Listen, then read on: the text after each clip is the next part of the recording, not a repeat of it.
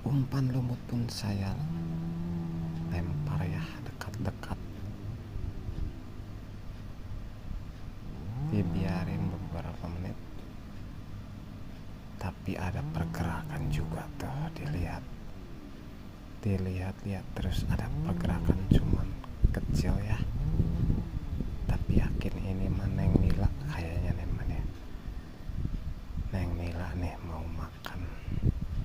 Dibiarin dulu lah, biar tuh pergerakannya bagus banget. Lihat siap, 1, 2, kita tuh jajar aja kan. Akhirnya jadi kita benar-benar ada pergerakan, toh ada pergerakan.